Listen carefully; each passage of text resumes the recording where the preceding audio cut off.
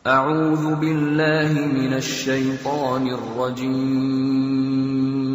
Bismillahirrahmanirrahim. Jadi supaya afdol ada pertanyaan Ustaz. Jadi ini cukup penting bagi kami khususnya saya ya Ustaz dalam rangka memperoleh mendapatkan Lailatul Qadar insyaallah itu pada saat kita itikaf ya, pada saat itikaf apa aja yang kita mesti lakukan, dan khusus boleh enggak Ustadz pada saat itikaf itu diadakan kajian taklim gitu loh supaya kita lebih menambah ilmunya Ustadz. Hanya sederhana aja Ustadz. Terima kasih. Pertama kita ketahui dulu tentang Lailatul Qadar. Setelah diketahui bagaimana kemudian cara meraihnya dengan izin Allah Subhanahu wa taala. Kita lihat dulu dasar hukumnya. Di Quran surah Al-Qadar langsung ya, kita hafal insyaallah jadi tidak perlu disebutkan lagi. Inna anzalnahu fi Lailatul Qadar. Kami turunkan Quran itu di malam Al-Qadar. Jadi kalau sudah pakai Lailah jangan pakai malam lagi. Malam Lailatul Qadar. Lailah itu artinya malam. Ya. Jadi kalau sudah pakai Lailah nggak usah pakai malam. Sudah Lailatul Qadar. Jadi kalau nggak pakai Lailah pakai malam, malam Al-Qadar. Jelas ya? Sama dengan kita ketemuan nanti ya setelah ba'da asar. Setelah itu ba'da dalam bahasa Arabnya. Jadi kalau sudah pakai ba'da nggak usah pakai setelah lagi. Ketemuan ba'da asar ya, nggak usah pakai setelah lagi. Ya, jelas ya? Baik. Wa ma adraka ma Lailatul Qadar. Apa yang kalian tahu tentang Lailatul Qadar? Apakah itu Lailatul Qadar? Nah, tolong garis bawah ini. Satu, Lailatul Qadri khairum min alfi syahr. Pertama, kemuliaan malam Al-Qadar itu lebih mulia, lebih banyak pahalanya dibandingkan dengan 1000 bulan.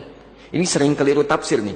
Sementara orang mengatakan beribadah di malam Al-Qadar sama dengan pahala 1000 bulan. Keliru. Bahasa Qur'annya lebih daripada 1000 bulan.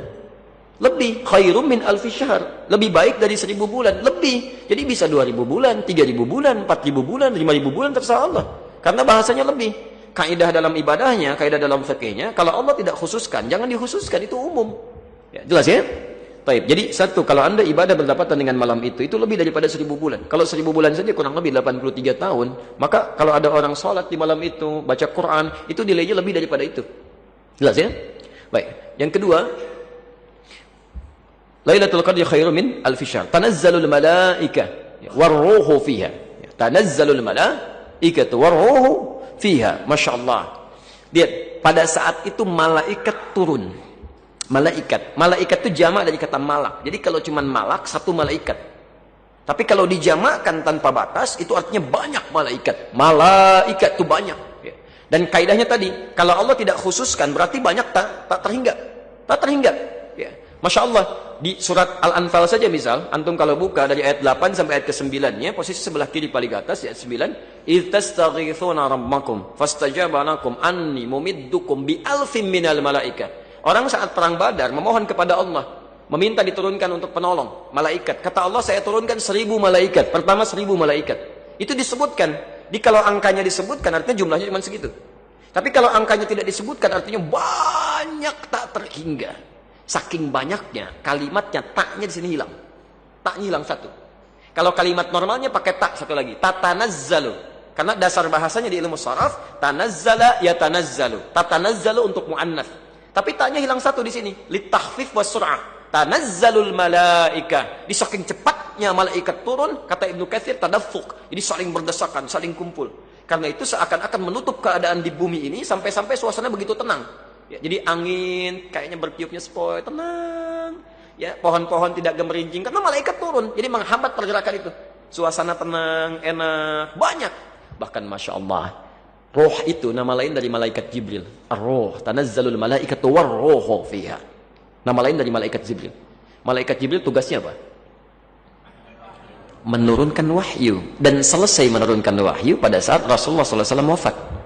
Di turunnya malaikat Jibril itu khusus kepada para nabi dan rasul saja. Untuk memberikan wahyu, menyampaikan wahyu. Pada saat dalam dunia kemanusiaan. Jadi kalau nabi sudah meninggal, wahyu nggak turun lagi. Tapi khusus malam Al-Qadar, ikut turun. Saking pentingnya malam ini, ikut turun Jibril. Hati-hati ya, tapi jangan dimanfaatkan saya mendapatkan wahyu dari Jibril. Itu kacau itu ya. Nggak usah diikuti lah yang seperti itu. Tidak. Diikut turun aja, ikut mengikuti. Masya Allah, berdoa bagi orang-orang yang berdoa, berzikir bersama orang yang zikir, memohonkan ampunan dengan orang yang bertobat dan sebagainya. Masya Allah turun itu. Ya. Biizni rabbihim, dengan izin Allah. Jadi rugi kalau ada orang tidak mendapatkan malam ini. Rugi.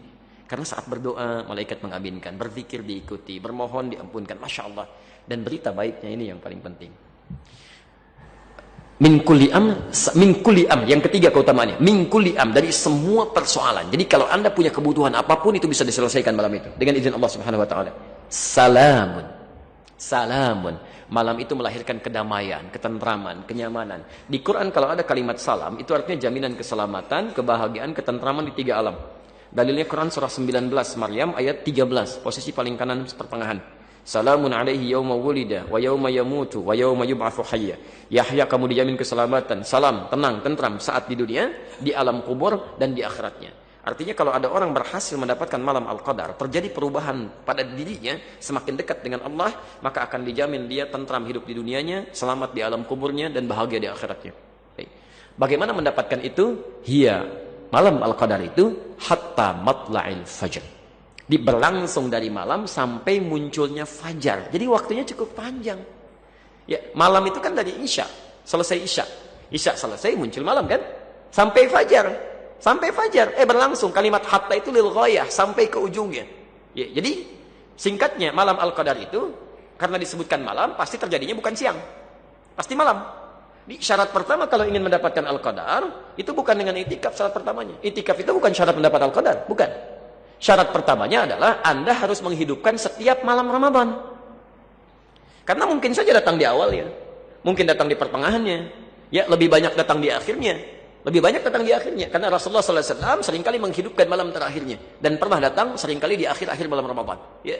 Tapi Anda mesti tahu, kaidah Qur'annya adalah tidak ditunjukkan spesifik kapan dia datang. Bisa awal, bisa pertengahan, bisa akhir. Walaupun lebih banyak pada akhirnya. Di syarat kalau ingin mendapatkan malam Al-Qadar, Anda tiap malam harus ibadah. Ya. Tolong jangan tinggalkan untuk tahun ini. Ya, tarawihnya jangan tinggalkan. Ayo baca Quran, minimal sebelum tidur baca Quran. Ya, bangun lebih awal daripada sahur kan. Zikir, istighfar, mohon ampunan kepada Allah. Kalau tiap malam Anda melakukan itu, Masya Allah, Insya Allah Anda akan dapat itu. Sepanjang benar. Ya. Tapi i'tikaf itu membantu kita lebih fokus dan khusyuk untuk mendapatkannya. Karena ketika Anda i'tikaf ke masjid, Anda buru malam-malamnya, itu lebih spesifik fokus ibadah dibandingkan dengan di rumah. I'tikaf itu bukan di rumah ya, tapi di masjid. Ya, lebih fokus. Kalau di rumah malam-malam begitu mau bangun, tiba-tiba ada siaran bola gitu kan. Orang-orang di luar tuh pinter tuh bikin siaran Piala Eropa pas Ramadan gitu kan. Dia begitu mau tarawih ada bola. Sementara orang yang kurang iman, masih lemah, itu agak susah. Ya, begitu mau tiduran BBM bunyi ping bikin status dulu kan. Macam-macam tuh. Begitu mau baca Quran bisa lihat yang lain. Jadi semua yang didengar dan dilihat bisa pindah. Ke masjid itu beda lain nuansanya. Begitu mau tidur orang-orang nggak ada yang tidur, malu kalau tidur. Yang dilihat cuma mushaf, ya kan? Handphone disimpan. Jadi semuanya termotivasi untuk ibadah. Jadi boleh, Pak. Dan boleh saja kalau ingin mengadakan kegiatan-kegiatan di masjid yang mendorong fokus untuk ibadah. Tapi poinnya adalah jangan sampai terlalu mengganggu ibadah di malam harinya. Ya, jadi kalau mau kajian-kajian subuhnya, ya kan? Dan istirahat, sorenya menjelang buka istirahat, malamnya maksimalkan untuk ibadah aja. Ya. Kalau mau pengantar yang singkat aja, nggak usah lama-lama, setengah jam, 1 jam istirahat, langsung malamnya ibadah. Ya. Itu yang lebih bagus. Ya, saya kira itu ya. Cukup ya. Baik, saya kira kita cukupkan dulu untuk hari ini. Semoga Allah memberikan kemuliaan kepada kita semua. Bapak Ibu sekalian, bila dari uraian kami ada benar, itu dari Allah dan Rasulnya, silahkan amalkan. Tapi kalau ada sesuatu yang keliru, itu mutlak kesalahan.